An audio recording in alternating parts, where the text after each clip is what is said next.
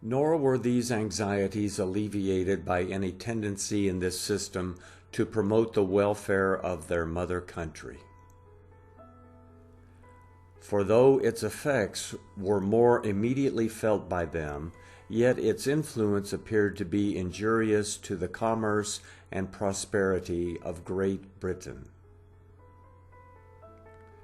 We shall decline the ungrateful task of describing the irksome variety of artifices practiced by many of your Majesty's ministers, the delusive pretenses, fruitless terrors, and unavailing severities that have from time to time been dealt out by them in their attempts to execute this impolitic plan, or of tracing through a series of years past the progress of the unhappy differences between Great Britain and these colonies that have flowed from this fatal source. Your Majesty's ministers, persevering in their measures and proceeding to open hostilities for enforcing them, have compelled us to arm in our own defense, and have engaged us in a controversy so peculiarly abhorrent to the affections of your still faithful colonists, that when we consider whom we must oppose in this contest, and if it continues, what may be the consequences, our own particular misfortunes are accounted by us only as parts of our distress.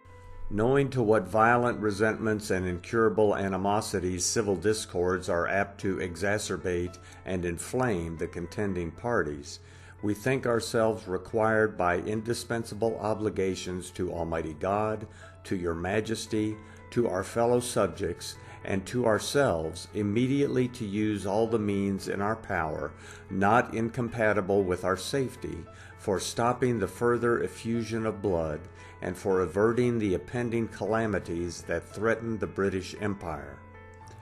Thus called upon to address your Majesty on affairs of such moment to America, and probably to all your dominions, we are earnestly desirous of performing this office with the utmost deference for your Majesty, and we therefore pray that your Majesty's royal magnanimity and benevolence may make the most favorable constructions of our expressions on so uncommon an occasion.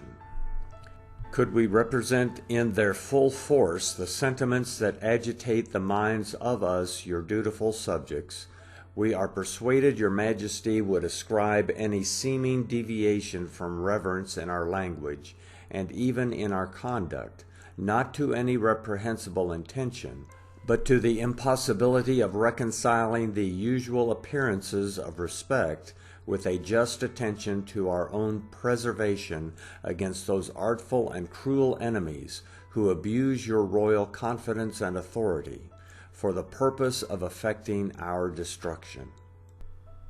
Attached to your Majesty's person, family, and government, with all devotion that principle and affection can inspire,